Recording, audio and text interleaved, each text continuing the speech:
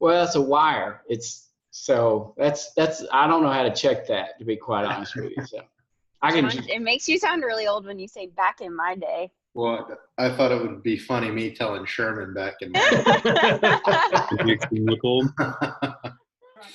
Oh, there's that darling Adam McGough.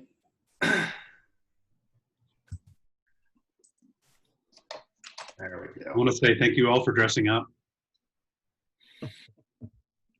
Al, See where Patrick is. You should see what I have below. where are you, Patrick? Yeah, nobody stand up. That's all I'm saying. Is that a red crush velvet robe he's got on, or what's the deal? Yes. Are you on vacation, dude? Or is that a fake backdrop? I'm on the beach somewhere, Sherman, Very nice. in Lake Highlands. Oh, I got you. My house is always a beach.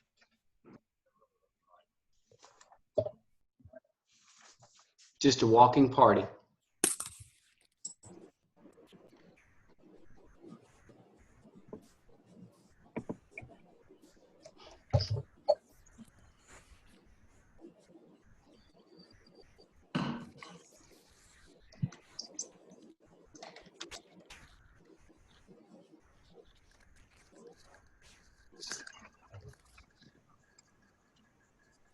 Happy Father's Day to everybody, all the fathers out there. Second class citizens. When is that? Sunday? Sunday, yeah. Well, I think it's like Sunday from 8 a.m. to 9 a.m. And then beyond that, it's just like back to normal. Nobody gives a GD damn. It's until 8:45, so they can have the 15 minutes. Right, to transition exactly.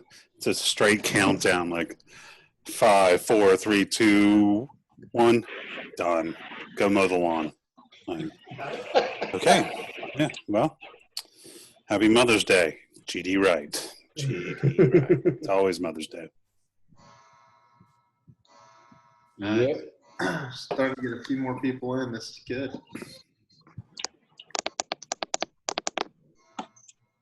It's an exchange club meeting. The next 5 minutes will be the crowd.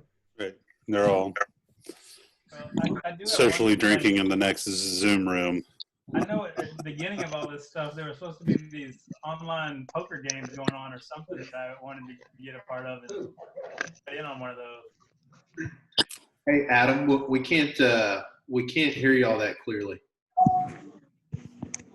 Okay. Still can't? I don't. If headphones in, that's usually what. Hello, can anybody hear me? Hello, hello. Testing. I can hear you. Okay, just checking. The obnoxious Zoom person. You don't need Zoom to be that guy. Well played. Well played. Oh, there we go.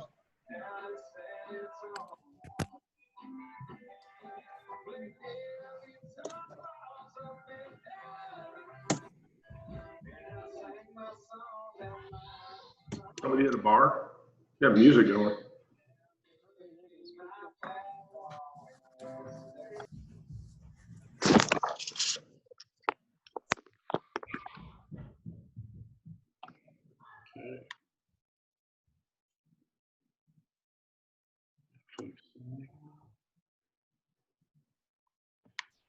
All right, Gail, what was our count last time? That's our standard? Well, we had like 100 last time. I thought Adam would really bring them in, Right. but Biggest Oktoberfest, biggest Zoom meeting. I get it.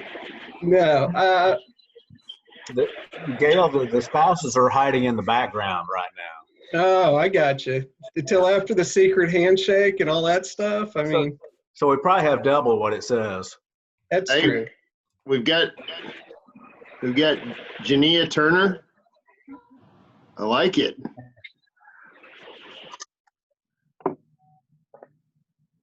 Yeah, that's me. You can see how tech savvy I am here. I didn't Good to see you, John. Good to see y'all. John, have you read all those books behind you? Yeah, that's Those aren't actually books. That's just my, my stage prop setting back there. Is that right? Courtesy of Olin Mills, right? Wow, Chris, you remember Olin Mills?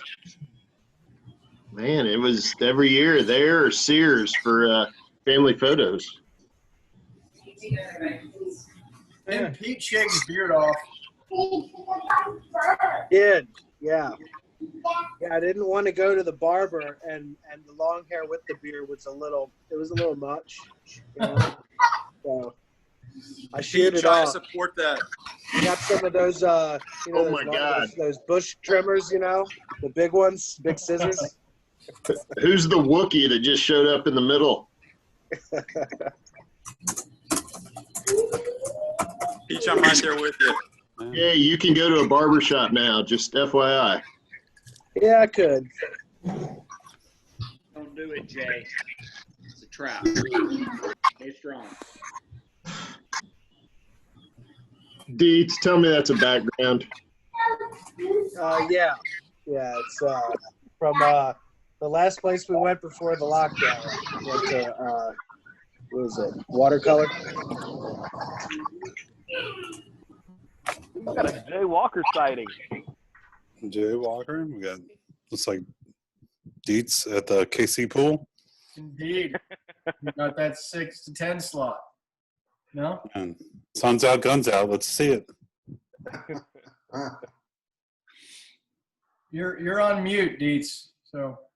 Yeah, you don't want to see it. It's not good. I mean, Terry. Please remember, we've got some respectable guests on here as well, so let's not show them our completely true side. Could I go shirtless too? I mean, I'll go shirtless. Okay, that's what I'm talking about. All right, I've given it one more minute, mainly to see if Truett joins. I asked him to do the invocation, and I'm now thinking Truett must think it's at 7:30. So we may have an invocation at the end. We'll see.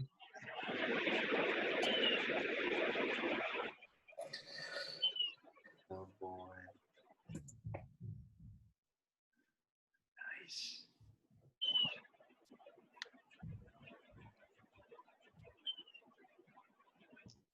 Send him a text, so we'll see if he if that spurs him to jump on. All right. I saw him jogging down the neighborhood the other day, so maybe he's out jogging. Could be. He does a lot of that. I believe it's a soft J. It's yogging. Yeah. It's accurate. That's correct. I actually asked Tommy Bailey to do the invocation because he did the first one for my year, July 12th last year, and I asked him if he wanted a do-over, and he replied, pass. So I'm guessing he's not going to be on the meeting. I don't know. It's up early.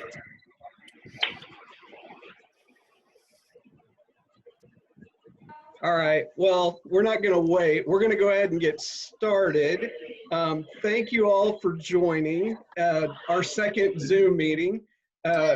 As before, I think once we get going, Rick can mute everybody except certain speakers. I think he's got control of that. But if you need something, chatter.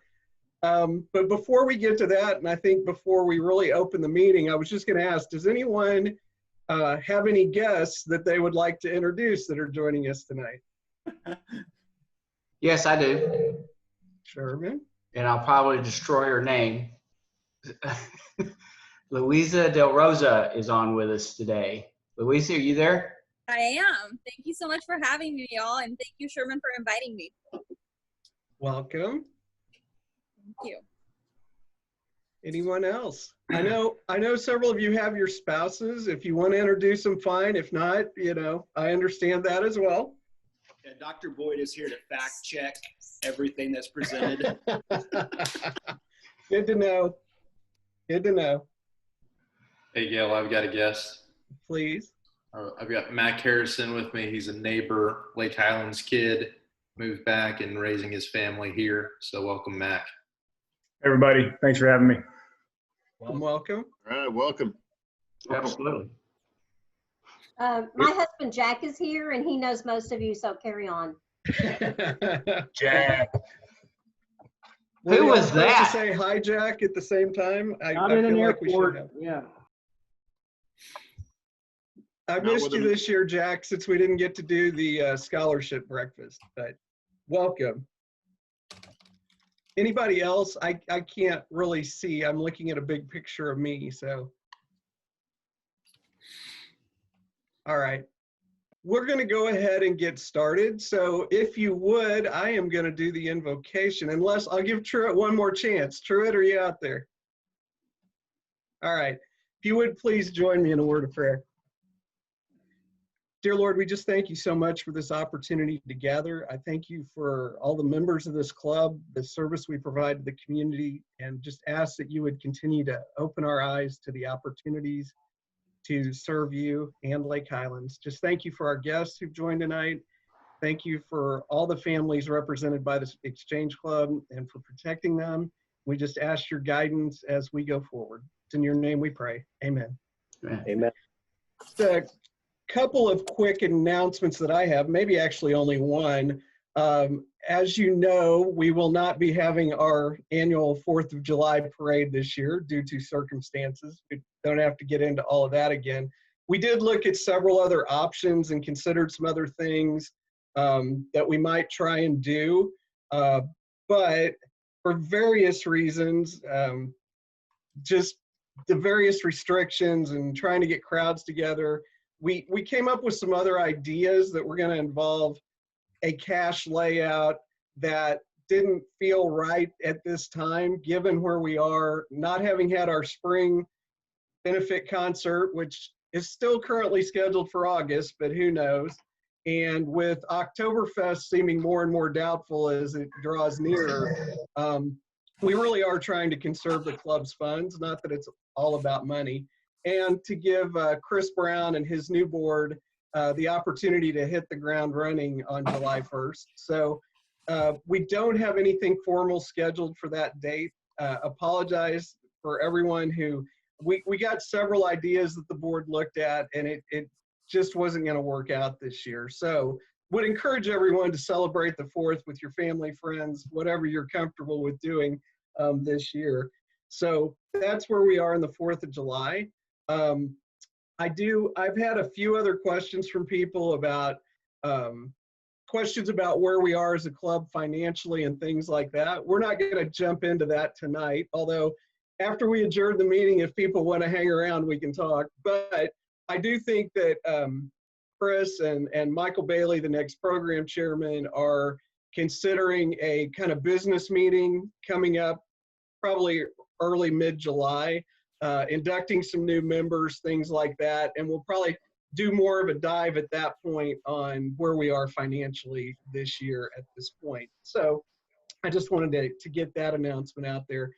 I'm not aware of anything else we need to announce at this point. And in the interest of time and respecting our speakers' times and our guests, I'm going to turn this over to Vice President of Programs, John Torres, for what will be one last program, unless he pulls that Adrian Beltre interview out of his hat in the next 2 weeks. I'm still got my fingers crossed, but I think this will take care of it for John. So John, I'll turn it over to you. Thank you, Gail. Good evening, everyone. Good to see everyone's face again. Glad that we can find some semblance of normalcy with all this going on. So wanted to get the group together. We've got two great guests. One of them's our very own Deputy Mayor Pro Tem, Adam McGough, to give us an update on what's going on from his seat down at City Hall. And then we're also welcoming Dr. Timothy Bray, the director of the Institute of Urban Policy Research at the University of Texas at Dallas. So Dr. Bray, if you want to take it away with an update from your seat, I hope we get the screen sharing going. I understand you've got some good content for us. Yeah, so thank you. As John said, my name's Tim Bray. I run the Institute for Urban Policy Research at UT Dallas. We work with the City of Dallas, Dallas County governments, nonprofits, folks all over North Texas on issues great and small. This COVID problem being one of the greater ones, we focus on bringing data to bear on problems. One of the biggest antidotes that we have is we can't fight we can't fight what we can't see, what we don't know, what the trends are. So I want to walk you through tonight one of the resources that we've built that actually grew out of a conversation with Councilmember McGough and several others, Jennifer Gates and others. It's a public resource. You can all see it publicly. Now, don't try and use this particular very long URL. This is not the one to pick. I'll show you. It's simply urbanpolicyresearch.org/COVID-19. And I'll put that into the chat. This is the public-facing site, and I say public-facing because this is actually wrapped with a bunch of definitions. So as you start to see indicators and you wonder why we look at this one but not that one, a lot of that has to do with the quality of the data that's out there or the recency, how long lags take, and things like that. So let me show you. This is the blown up version of the dashboard. We look at three areas, three pieces of data to try and get a handle on how we're doing. On the far left of the screen, you see case information. This is how many infections that we have, how many deaths that we have, and then some things that we use that we derive from this data, some pointers, and we'll talk about those in a moment. This data actually comes from the Johns Hopkins Computer Science School. They crawl all of the different states because, as you know, the data is collected by counties in many states. It's reported up to the state level. It goes to the feds. The Johns Hopkins team, they're crawling all these websites and getting this data. That, by the way, is why you'll see, the county comes out sometime in the early afternoon with their data. It'll be another few hours before we pick up that update. But the plus side is you can look at not just Dallas County, but the rest of North Texas. So what you see featured on the homepage, these are our stats for the 13-county North Texas metropolitan area. It goes all the way up to Sherman, down to Waxahachie, out to Tarrant County, and then out to Kaufman, Somerville. All right, so to date, 633 deaths, 28,000 cases. What we show in the next three boxes, 4,300 new cases reported in North Texas in the last 7 days, and that's up almost 20% from the preceding week. So our new cases are up 20%. I'll skip to the bottom. Our active cases are up almost 30%. Active cases is a tricky number, right? So the numbers that we see at the very top, 28,000 cases, but most of those folks in that 28,000 cases, they had this disease 2 or 3 months ago. They're not in, and the jury's still out on this, but they're not running around currently under infection and potentially infecting other people. So when we start talking a little bit about resources, we need to be able to meet the needs of the folks who are currently sick. One of the ways we estimate that is by looking at the number of people who have tested positive over the last 18 days. Basically what happens is we take everybody who's tested positive over the last 18 days, we subtract out those who have passed away, and we get an estimate of the number of people who are currently sick. That number is about 9,000. It's up a little over 2,000 from a week ago, active cases. Now, I'll show you this, and we'll come back to the homepage. If you click details by county, you can actually select the county you want to look at.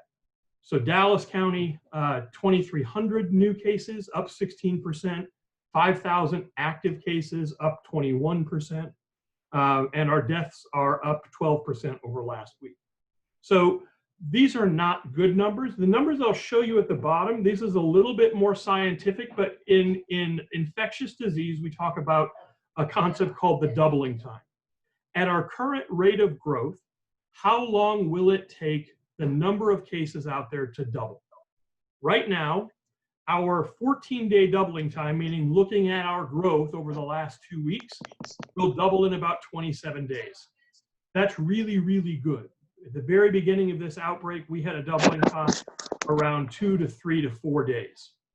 But the doubling time is coming back down, right? So the more sick people we have and the more infection spread we get, the shorter that doubling time gets, the higher the growth rate is. So one of the trends that we're watching right now is that our doubling time is decreasing. Now, we actually can look over here at Tarrant County, for instance. Tarrant County is up to about 28 day doubling time. But if you look at Collins had an alarming increase. Their 320 new cases are up 60% from a week ago. Their active cases are up almost 40% from a week ago. One of the things that we're looking at, and this is some of the sensitivities to the data, some people get tested, they get their results back in 12 hours. Other people are getting tested and we might not see their results for a week or two. So the numbers that we see reported in any given day, and Dallas County has been really good about working on this. Dallas County reports it out to the media as soon as they get it, but recognize that 10 of those cases that got reported today might have actually been tests that were done a week and a half ago. So it's not like these are necessarily truly new cases, but it's very hard to tease that out in the data. All right, that's the case data. We also look at hospital capacity information. This is reported by the North Central Texas Trauma Regional Advisory Council. So in the 19-county North Texas service area, there are about 17,000 hospital beds. 69% of them are occupied. That's up from about 58% about a month ago. There are about 2,100 ICU beds. 70% of those are occupied. That's up. The nice thing is, compared to a lot of jurisdictions, we have many more ventilators than a lot of jurisdictions do. We've not had the all of our vents in use problem. We've peaked out at maybe 38% ventilator utilization. So we have a significant number of resources, and you can click on this button and it'll actually show you the trends over time. So you can see, sure enough, here our ventilator utilization rate actually was a little bit higher a couple days ago at about 38%, but at our lowest, reliable number, we were probably at about 35%, right? So there's not a whole lot of movement there, but you can see, and I'm gonna move my window here out of the way.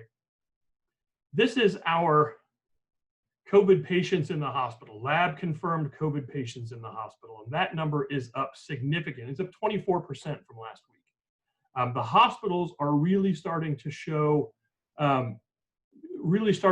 growth, right? So we're not at capacity yet, but we are growing faster than we have been, both in ICU visits and in the percent of ER visits. So these are suspected ER visits where people show up and they have COVID-like symptoms, up 26%. Medical, surgical, regular hospital room admissions up 22%. ICU admissions up 21%. One of the reasons we look at this data is the testing data can be misleading. When we start talking about how many people have the illness, as we start to roll out more and more testing, we're picking up some people who might never have had symptoms, especially with the antibody tests that are out there now. We're picking up folks who were sick. They're not sick now. They didn't even realize they were sick, but they have the antibodies. The challenge with that is one of the reasons we look at the ER and the hospital data, people who are really sick are in the hospital. And so one of the sort of more robust measures is, are we seeing hospitalizations go up? And in fact, we are. Now, we're not out of rooms yet. As a matter of fact, the hospitals are currently doing elective procedures. So one of the buffering tools that we use is to rein in those elective procedures and free up those resources. And then the last piece I'll show you is the testing data. So we're looking here on the right. Now, this is one of the things that Mayor Johnson did in his emergency declaration back in March. He required every laboratory in the city of Dallas who runs a COVID test to tell the city what the results were. So these are not what you see here in this orange bar. These are not city of Dallas residents. These are tests run for anybody in North Texas at a lab located in the city. We're running at about 11.5% positive. Let's show you those trends.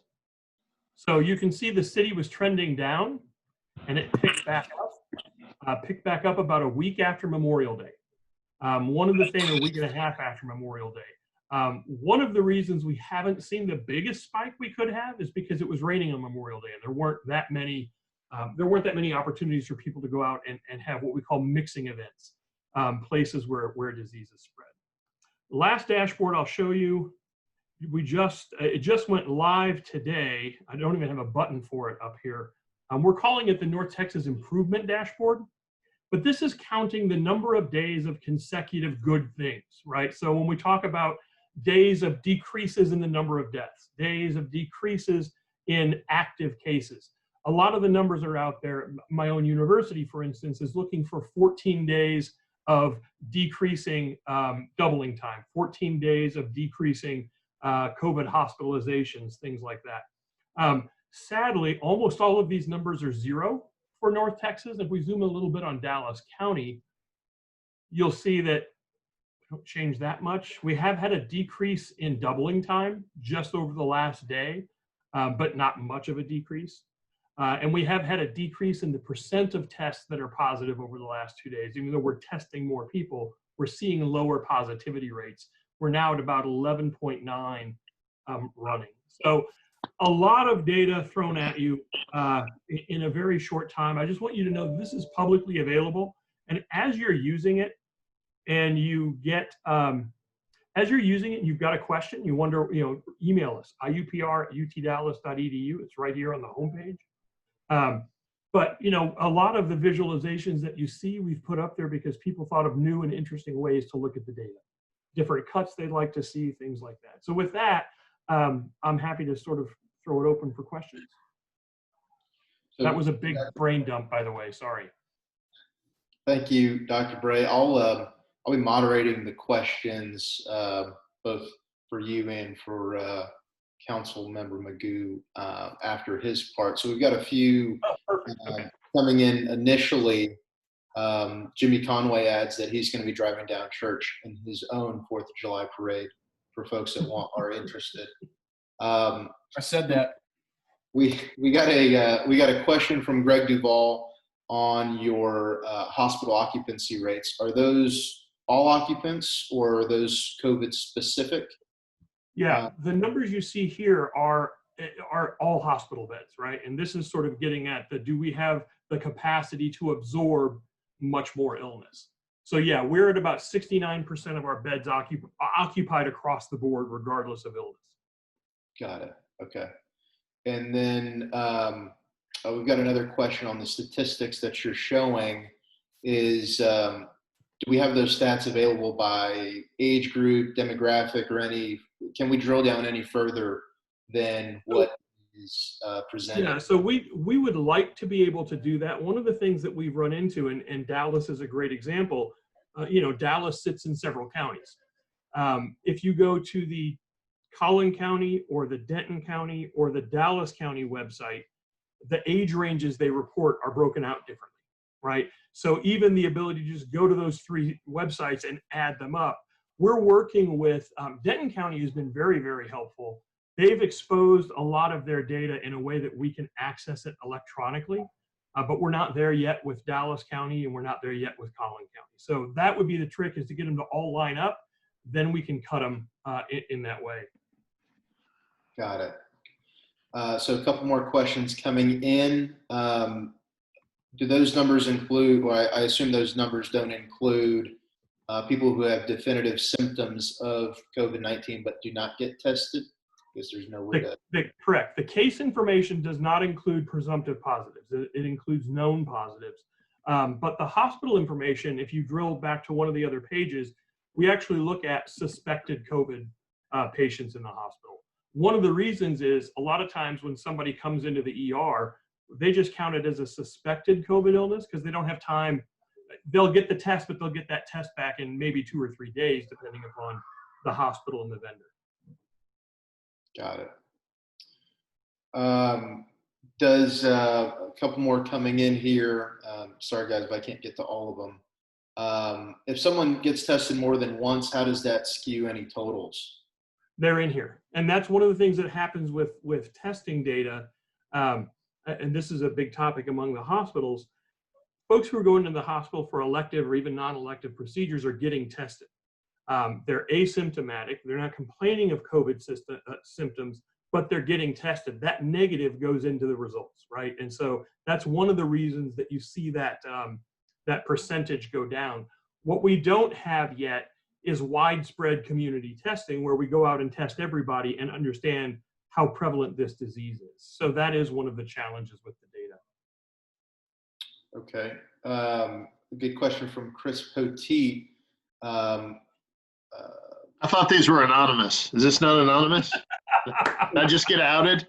It's anonymous when you send it to me privately, but when you put it to everyone, everyone joking. who asked a question. So word of note for everyone else.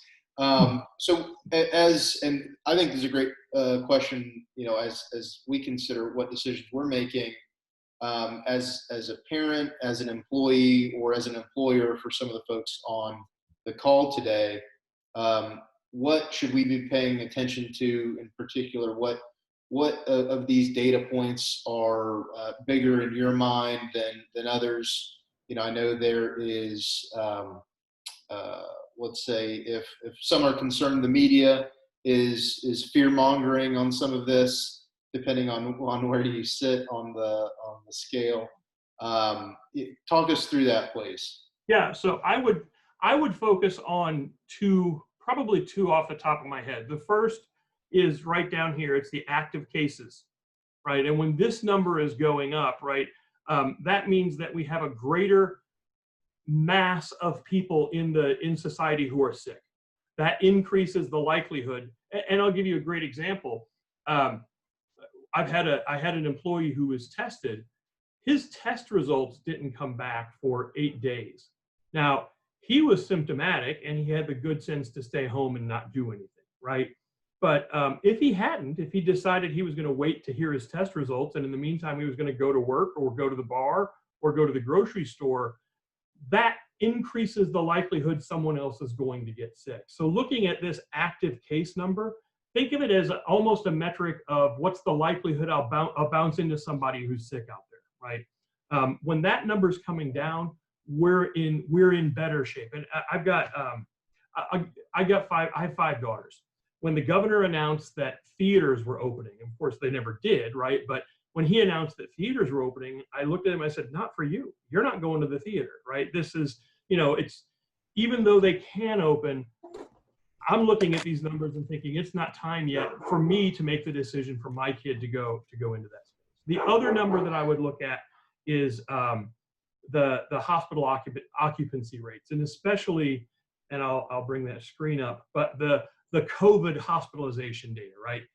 One of the things we know about infectious diseases is these diseases mutate over time.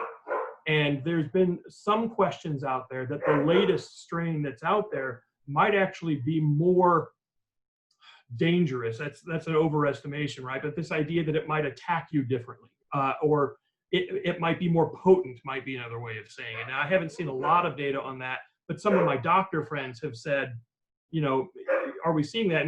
And the hospital data would seem to suggest that. We're seeing many more people showing up to the hospital now. So those kind of are the two bookend measures I would look at.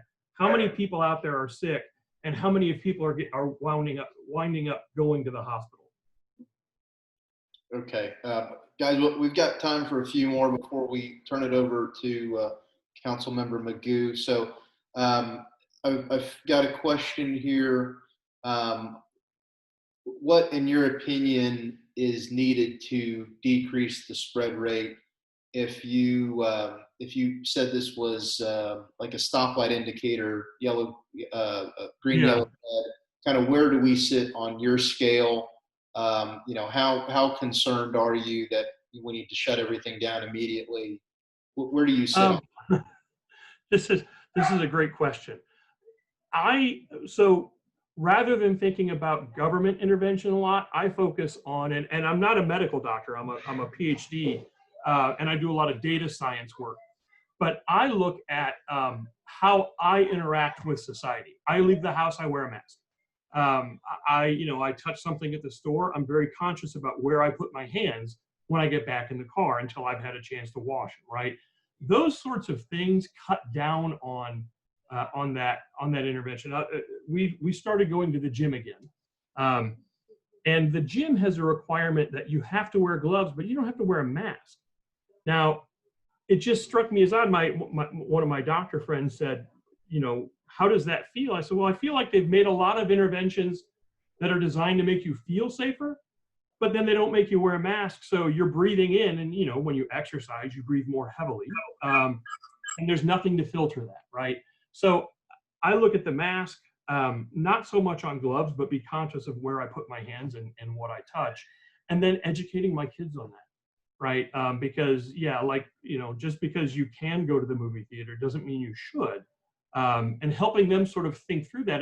Because I really do think, even if we get an antiviral and we get some sort of inoculation, it's not going to be long before this disease mutates into something else. And we might wind up like the flu shot, where it decreases your symptoms, but you could still catch it. You could still get very sick.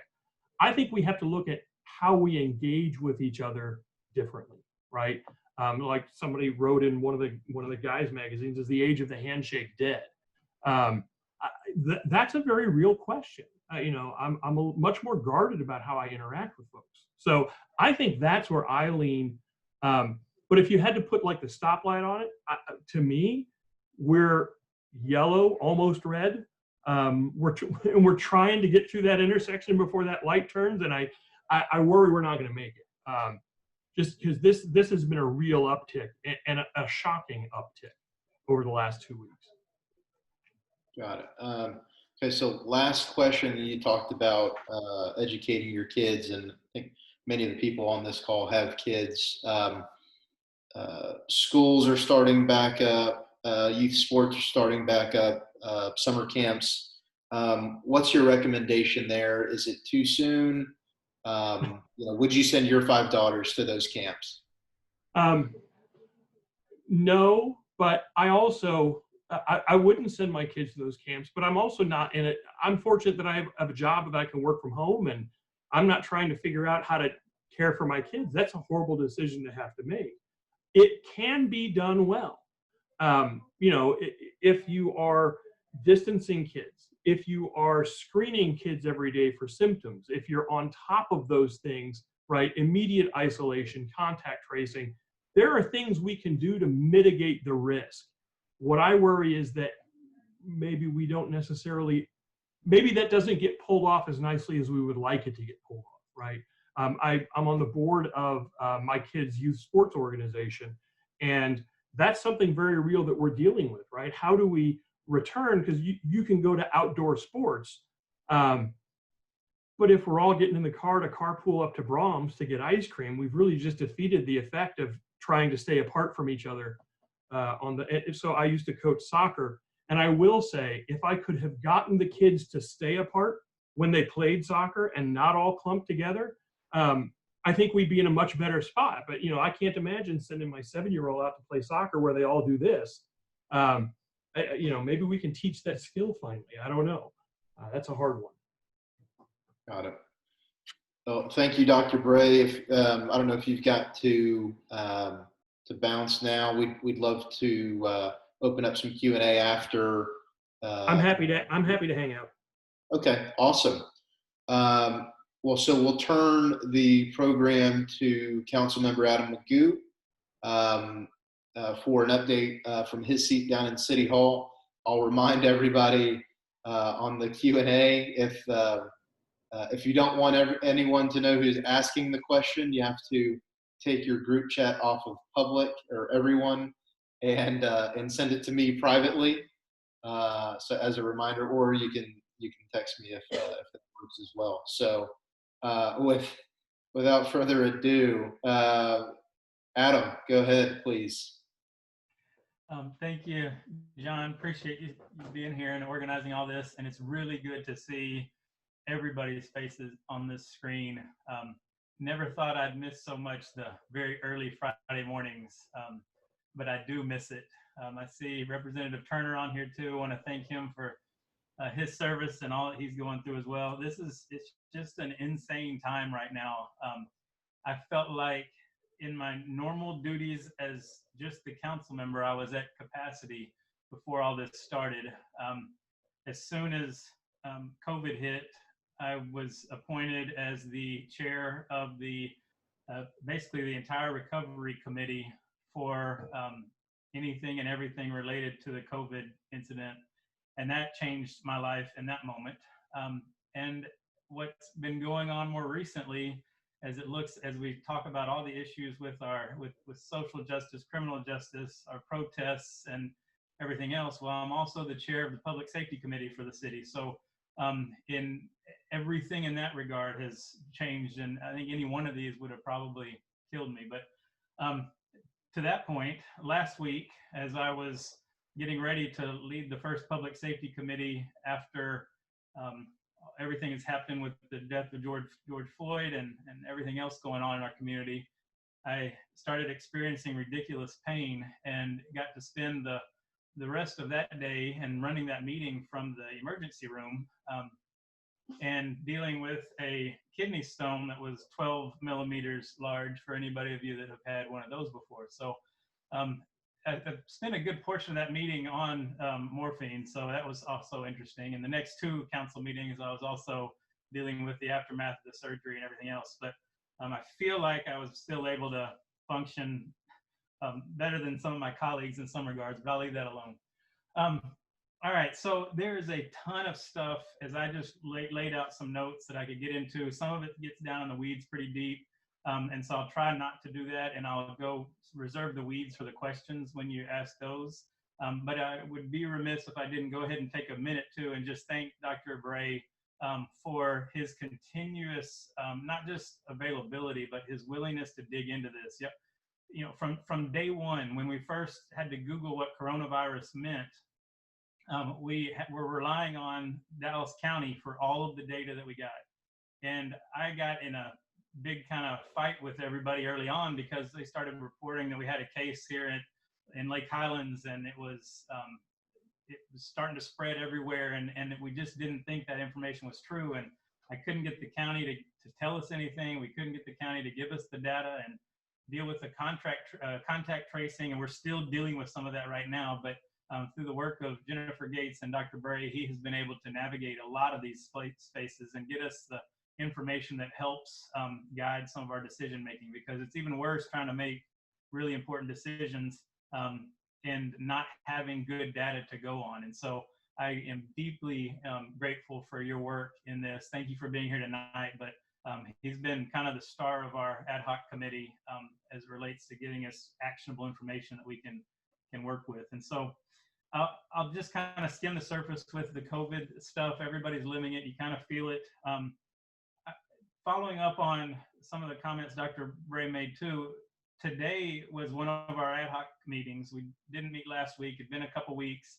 And I will tell all of you that are on here, I deal with identity crisis sometimes through this, because I have an inclination to say, I kind of even have that feel of I'm invincible. I don't need to deal with the masks, and I don't need to deal with all this craziness that's going on, and it's overdone in the media and everything else. But there's so much to be concerned with. And when we had on the call today was Dr. Bray, Dr. Pearl from UT Southwestern, the Chief of Infectious Disease, Dr. Kelvin Baggett, our healthcare czar for the city, Dr. Wong from Dallas County, Dr. Marshall Isaacs, who's the medical director for Dallas Fire Rescue. And it was extremely dismal. It was extremely concerning, each and every comment. And when you look at the numbers and how much worse it's gotten over the last several weeks, I think a lot of the optimism that we were all not just experiencing but hoping for is dissipating. And I think it's getting more and more concerning.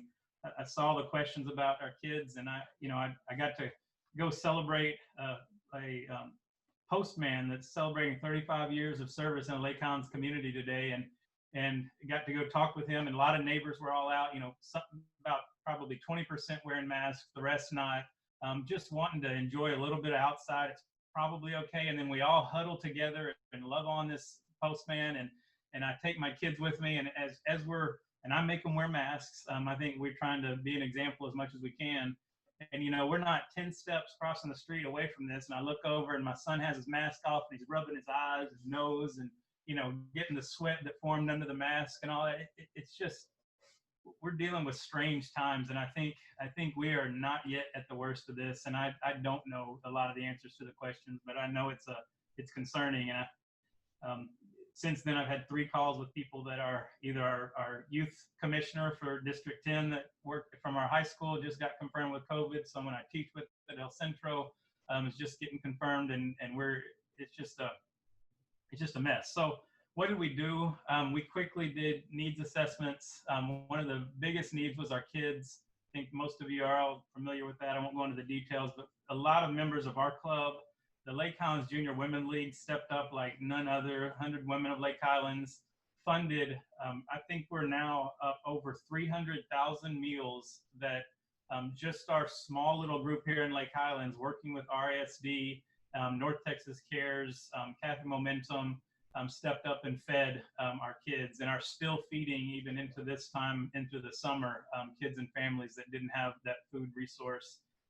The digital divide is as strong as ever. We get a lot of talk about this in DISD, but it's really bad here in RASD too. We got a ton of people that are of our kids that don't have access to a working, functioning internet and Wi-Fi. So we've been working with AT&T and Verizon and other providers trying to get better access, because it just was announced today, if you hadn't seen, that the schools will be in Texas will be open coming up on this fall.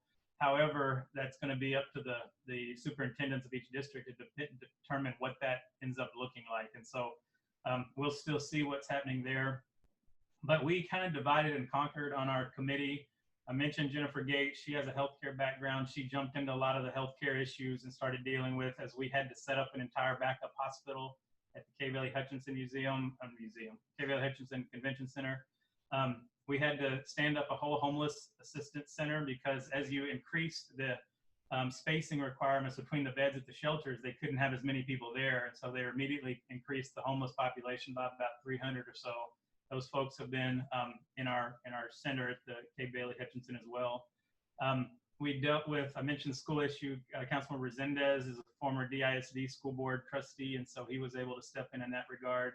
Omar Narvaez, who works a lot with our senior centers. I mean, as we know, the vulnerable populations with our elders, trying to ensure that we had safety precautions, and relatively speaking, we've done a good job in our long-term care centers as well.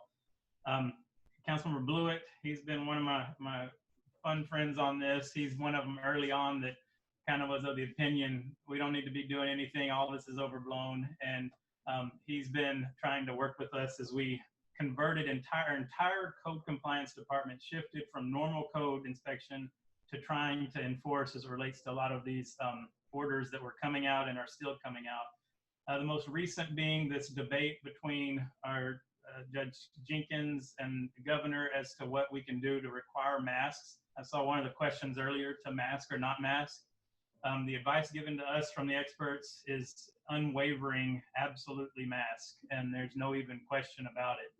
And so the question today was, can the county and or city require businesses to require masks? And that is going to be yet to be determined. We're being told they can, and it looks like the county is going to do that tomorrow. I have some concerns with that, in that I'm not sure. I mean, you can have a business can say no shirt, no shoes, no service, but that doesn't necessarily mean the city or the county can enforce that against the business if they don't enforce their own rules. So there's a lot yet to be determined in this, but I can anticipate that we will all have masking requirements will be increasing for all of us. To one of the questions too, I think for me, one of the most important stats is the actual percentage of positives that we're getting without a prevalence testing, knowing all over the entire spread of the community. We're up of the percent positives, according to Dr. Pearl today, it went from 7.4% to 7.9%, which is a 0.5% increase in a week. That's the 5th highest increase of any state in the country.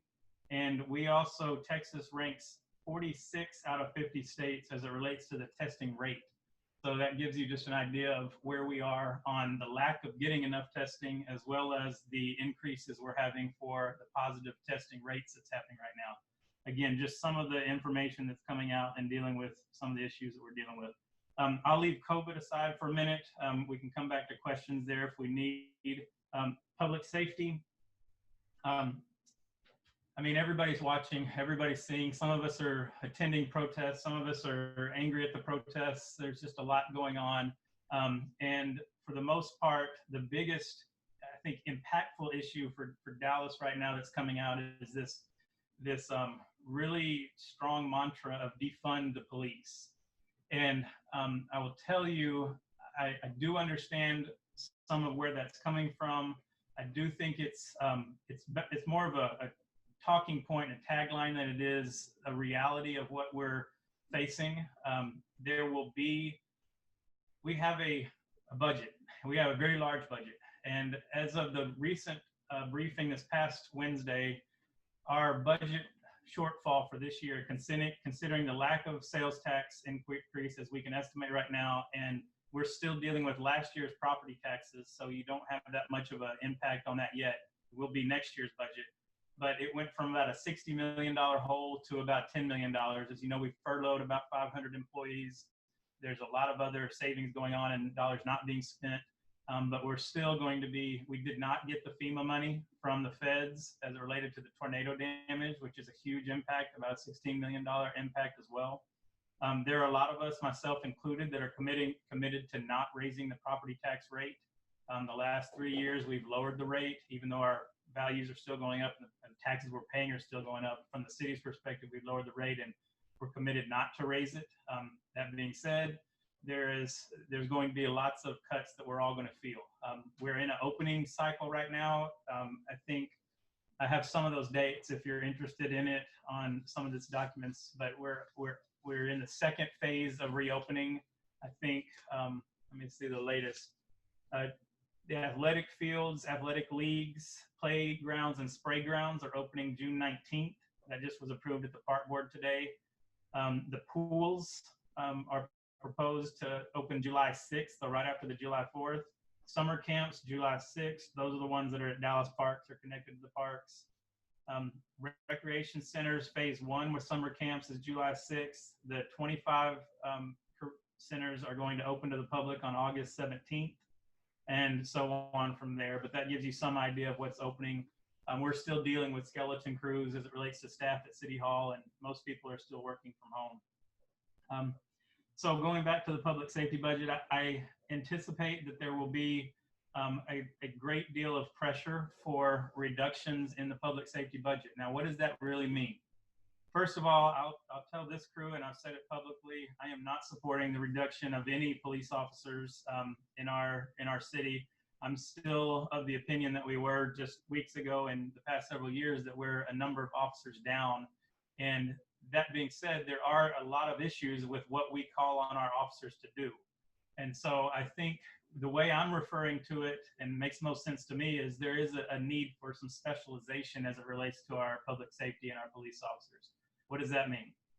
We've recently done a lot of work in what's called Right Care, a program where we more focused our responses to calls for mental health services with actual social workers and mental health workers, EMS, not just police officers. And we were able to see a huge reduction in the number of hours and time that police officers were needed for those. And we were right fitting or specializing the response to the need, as opposed to having uniformed, armed police officer reporting to every single incident, whether it's animal services, mental health, youth services, or whatever. And so I think there is an opportunity for savings in the budget if we can better specialize the responses to a lot of those needs. So I anticipate that discussion coming up. I see, you know, we've advocated a lot up here for school resource officers, and we've seen an impact in our schools when we have additional SROs. That's kind of another subject that's been brought up. In some areas, the students are advocating that we don't want uniformed armed officers in the schools. I don't share that opinion. That's one of them where I think we need better training and more equipped officers that are good, but we've seen a huge reduction in school suspensions and other types of activities when we have those officers there, certainly in fights over the last several years. And so we're supposed to have in this budget and in this right now getting created additional leadership and actual structure around that I'm encouraged by. Last thing, just as a data point on this, that between 87 and 92% of our public safety budget goes specifically to personnel. So when you do hear people start talking about cuts, it doesn't take long to start cutting people. And so that's the real kind of touch point in there. Now, I can see a reason for shifting some of the budget to other areas, but not where we reduce the services. And the other thing is, if we are going to say we're shifting money to something else, I want to know what the thing is so that we know that whatever it is what's helpful and has a likelihood of success of impacting our community. So that's a little bit of intro into that. And then I want to take just a few minutes, and especially since my good friend Sherman is on here, and we're going to give you a quick presentation from what we've done at a couple other meetings on the BONTON and Lake Highlands Village project that we've been advocating for. And Christy's going to load that up. And as we do, I want to share with you. Now, don't pick on me. Don't pick on me. I mean, there's only a few. I just want more information. I just want more information. That's all. More information is always good. And so I'll tell you this too, just as a way of getting started. There is, in fact, it was briefed at council on Wednesday, there will be different resources put towards housing homeless individuals across the city. And it will be whatever the city decides it wants to be, is what I'm hearing right now, with the exception of us. We have gotten ahead of this for a lot of reasons. One of them is because I've been working with Darren Babcock at BONTON for the 7 years he's been there. And, you know, the very first fish that was ever cooked out of his aquaponic system, I got the pleasure of being there to eat it. And I've gotten to watch so many stories and transformational experiences at BONTON. And they do it the right way, and it becomes, and it has become, even in BONTON, which was at one point in time the most dangerous area in our city, and the people dying of healthcare needs, food desert, all the negative things you can imagine. And now it's a place where if you go any day on a lunch, you're going to see a huge mix of people all sharing the space. And I've seen lots of transformation with kids and people and folks that call it home in that area, as well as people that are visiting. So this is what we are working with right now. It went to economic development a couple weeks back. We're trying at this, where we are at this phase is just trying to get an option on the land. It's city-owned land. Once we get the option, we'll make a concerted effort. There's plans out there, but we're going to be engaging with the community for the next several months. And then we're making a big push for fundraising. And so we'll see this. I'll just advance through it pretty quick if we can. All right, there's our friend Darren. If you don't know, he's just an amazing human being. That's kind of the leader. He'll tell you this. He's learned everything he learned by failing first. In that, as he's dealt with the population that he has, one of the things he was doing early on is helping people get jobs and giving them places to live. And what he's learned is you can't give someone experiencing homelessness too much too quick. They either get comfortable and stop advancing, or they have an expectation that they don't have to put in the effort that they had to. And so this is really based a lot on learning to work, the kind of redemptive nature of working with each other with your hands as it relates to the farming, and that, you know, there's going to be the next dignified, reachable step ahead of you that will allow someone to continue to advance from where they are to where they could be, to help reach their potential. And so in this model, we'll fast forward through a couple of these, but in this model, you'll see that not only is it advancing in work and what you're doing, but also giving housing options that are advancing in amenities. So it starts out very, very low level. We're still doing all tiny homes, so they're going to be dwelling units, but small, not enough room for a lot of people, but still a community first model where they will come out and interact with each other and have a place to go lay their head as well. So you can go ahead and get to the on-site services. I'll mention that real quick. This is what they're doing now, what we would do here at BONTON at Lake Highlands. We're also partnering with, you'll see his picture in just a minute, a guy named Mark Renzel, who is from City of Refuge in Atlanta. What they do is a big part of what they did is they partnered with Chick-fil-A, Napa Auto Parts, Delta Airlines in Atlanta. Those are home bases there.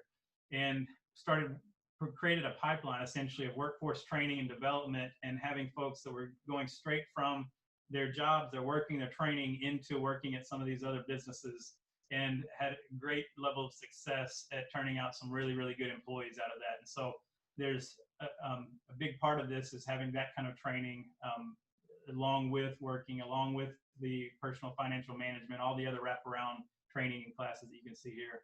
Can you go to the land use? Yep, you can go ahead. Okay, so general look of the land. Hopefully some of you have seen this by now. A big part of what got my interest at the beginning is the idea that this is just as much about creating a community asset as it is about housing, and it is about job and workforce training.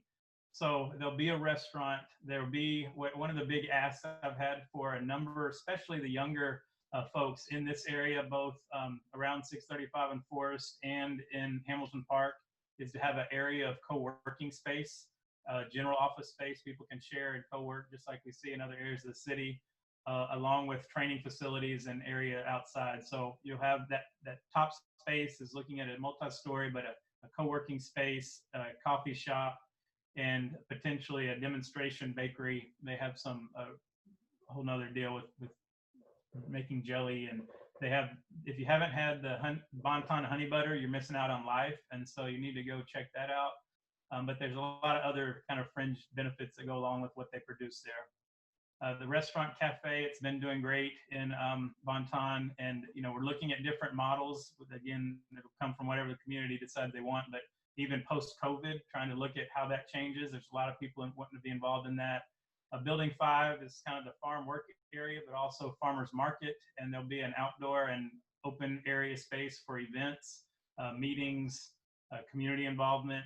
That area up there, 3, is looking at either a storytelling type museum or outdoor amphitheater, potentially performances. And then you see the large urban farm, about 3.5 to 4 acres, potentially an orchard, other things there as we need. And then the housing escalating options, as you can see the different kind of groupings of the tiny and innovative housing options. So that's kind of the lay of the land.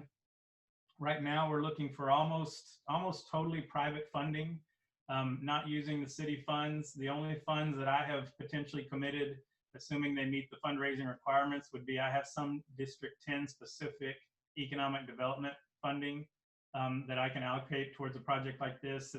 There's an equity funding category as well that has some funding. So we'll see what that turns into, but still not looking at using the city bond money that was originally part of this.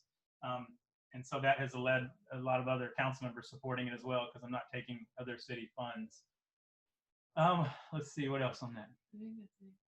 Okay, that's it on that. I will again answer questions, but we'll pause for just a second, and then I think there's probably 4 or 5 other things I want to say, but just quickly in passing, big issue that I've heard a lot about lately, maybe on your radar, is this concrete batch plant just south of us in District 9 that has been spoken a lot about recently. Based on all the information I have, and I was part of their only public meeting I know they had was this past Monday, and I am not supporting that. Councilmember Blackman, whose area it's in, is not supporting it as well. And with both of us, I'm pretty sure it will not pass. And so that's kind of dead on arrival as it sits here right now. I will say, I think there's way too much negative that outweighs the positive in that, although the location of it, and which means as we have this construction with 635 coming in, which we will, that's had its, during COVID, we didn't get to have a real groundbreaking, but it's had its sort of unofficial groundbreaking and it's underway. It moved the HOV lane, and you'll start seeing more and more stuff happening with LBJ East and our Skillman Bridge. But there's going to be a lot of trucks. There's going to be a lot of traffic. There's going to be a lot of construction. There's going to be a lot more. Not having that batch plant there is going to have a lot more potentially even dust and other things involved in the number of trucks that have to come through. So there's a negative to it as well. But overall, I felt like that's not a good deal. And the last thing I'll mention now, and I hope it doesn't apply to anybody on this, but we need your help. We've got to fill out the stinking census. And we need people to share the word and we're at 55% right now. And this has been going on since February, March, really. But only 55% of our District 10, has completed the census. And so don't wait anymore. Please talk to networks you have, emails, whatever, but get people to fill it out. We have a lot more people in District 10 than get reported. And that impacts our funding tremendously, not just where we'll likely have another 1, 2 or so seats in the House of Representatives at the federal level, depending on populations increases. But if we don't get that documented, it won't be here. And so it might be in other areas of the city, and will be just has a huge impact. So please fill out the census. Before this most recent stuff happened with the Floyd killing, it was we were talking about how I was going to sleep on a roof or something to try to draw some attention, whatever we can do to get us up. We're ranked 5th in the city right now as far as different council districts of filling it out, but even the ones that are high up are at 60%. So we've got a lot of work to do in that regard. Okay, I know there's a lot out there. There's a lot more I would love to tell everybody, but I will pause and just be responsive to whatever questions you've got as we continue through this process. Okay, thank you, Council Member McGough. As a reminder to everybody, you can either put the questions you've got in the group chat, or you can send them directly to me. I will moderate and question Adam as appropriate. So, Adam, you talked about the police, and obviously in light of recent national events, what's your feel on their morale? I've got a question specifically with minority officers. Are we in danger of a walk-off event like in Atlanta? What's your feel on the police force dwindling? Mike Mata put out a few Facebook posts on that here recently. Would love to get your take. So let me go a little bit into history, or at least walk us through. During COVID, morale, and let me even back up further. So last year, when we made some changes in the police salary structure and through meet and confer, and even further back, made a big sort of temporary repair on the police and fire pension, and up even through COVID, the morale for DPD had been increasing drastically. And to a point of where even during the first several weeks and months of COVID, when you would normally see a natural more call-in sick, more officers not showing up for whatever reason, our attendance rating at DPD was over 95%. It was crazy. It was everybody was coming together. It was really doing very well. Now, there's still a lot of issues with our current chief. I have some of them myself. And there's a lot of officers that have issues with the leadership. We had a violent crime crazy last year, went through the roof. The chief was forced to put together a violent crime plan. I believe it was inadequate and didn't have enough measures. And I've said as much many times and talked with her directly about it. And the violent crime plan was not having the impact that we were hoping. Now, the beginning of COVID, a lot of our crime went down. And so it kind of sort of evened out a little bit and got a little bit better, but the violent crime is still up. Our assaults, our aggravated assaults are still up over 30% even from last year. And so the crime numbers are not looking good just generally. Now, since all this has happened, our officers are just struggling. I mean, I think you see officers that are showing up, they're going to the front lines, dealing with a lot of protests, and many are dealing with it very professionally and doing it right. And in some cases, the feedback that I have gotten, and I've said this publicly as well and to our chief, is that there wasn't clarity in leadership. And so when you see things like what happened on our Margaret Hunt Hill Bridge, where first you see protesters going out on the bridge, and then when they probably should have never been there, and there should have been plans not to have them on the bridge to begin with, but then you close it down on the bridge, and then you're potentially firing smoke and other things that have projectiles that have proven to be injured individuals. and we still haven't got real clear answers for what happened on that. So when that starts happening, and you see the just general attacks on law enforcement across the country, it's just hard to keep a positive outlook. And so it's a long-winded answer to say morale is kind of been up or down, and right now it's in one of those down phases. And I'm concerned that when you hear the biggest mantra coming out of all this is defund police, I think a lot of that is misfocused, especially in Dallas. The things that people want more than anything is to have real trust in law enforcement and then know that they're safe. And what happens is when you don't have trust, you don't feel safe when an officer's there, it's certainly harder to feel trust or safe when they're not there. And so we've got to continue to work in this space. I mean, last year, I personally put a ton of work into the Citizens Police Oversight Board and Office of Oversight, and that's in many ways has helped us tremendously through this. We've taken a lot of steps already that are being called for right now. I think as we having right care and looking at ways to address how we deal with mental health in our community. We put a lot of money last year into additional youth services at our rec centers. It's one of the big cries to have more activities and services for our youth to keep them out of drugs and gangs and all the stuff that we're dealing with now. And so big, long answer, but that's kind of what's going on right now in that space. Got it. So I've got a few questions coming in. I want to be conscious of some time, and Gail, cut me off when you need to. Adam, can you give us an update on the Skillman LBJ Bridge intersection area, where that's sitting? Yeah, so everything is still on track, and you know, I have to laugh because no one really gets to see the behind the scenes. I think Christina Collins is on this call maybe, and she, along with Christy, who's sitting next to me, are just absolute rock stars. We have to catch things all the time. We have to continue to advocate at different times, and you know, when all of a sudden they start trying to shift focus to different areas of the project, and we have successfully kept Skillman and 635 at the very top of the priority list. Everybody knows it. It is still moving on pace.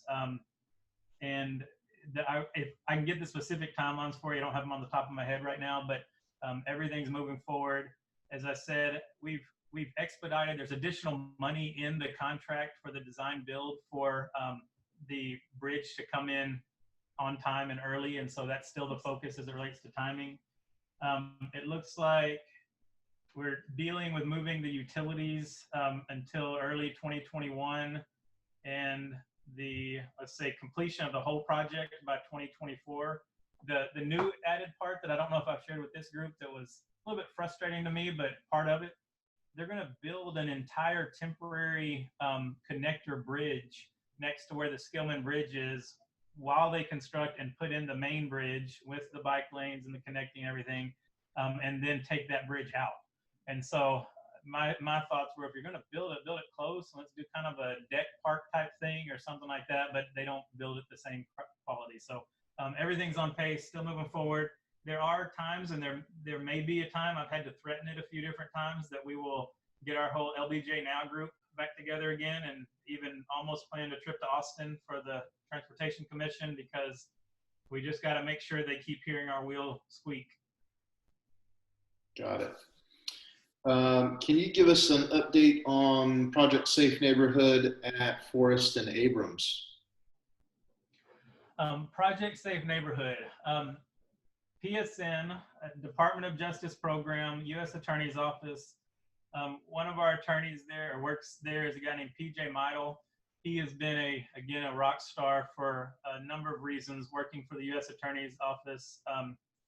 And couple things we've done in our area. One is the area right at Skillman, north of 635, north of Whitehurst, where the 7-Eleven is, and a lot of the apartment complexes right there on the east side.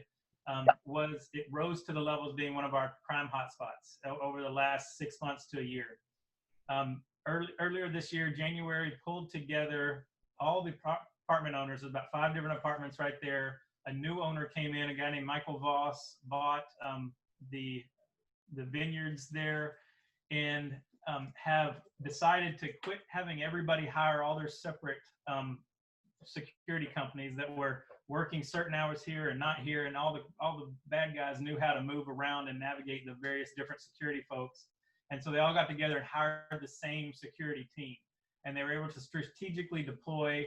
The new owner has been a very good partner with us. U.S. Attorney has been prosecuting appropriately on cases where he needed to, and we have seen, I think the last I saw was over a 20% reduction in crime in that area, and it started to really improve. And so that idea of pulling owners and different partners together to focus the resources has been very helpful.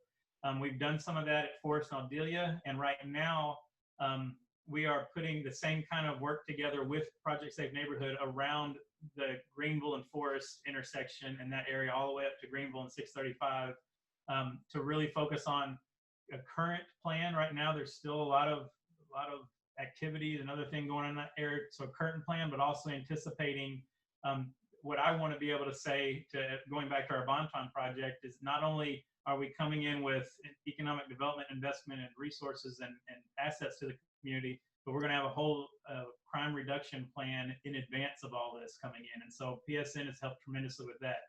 Now, two things to say. One is that could change in November.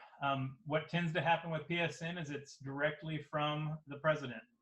And so the president goes to the DOJ, they put different priorities based on whatever it is. And some of the things that have worked under one, they choose different alternatives. So I'm going to keep fighting for this to be something that is lasting no matter what.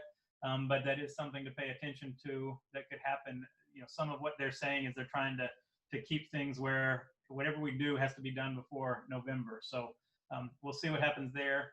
Another thing, and I don't know if I can really talk about this publicly yet, but I will. So just keep it private or whatever that's worth.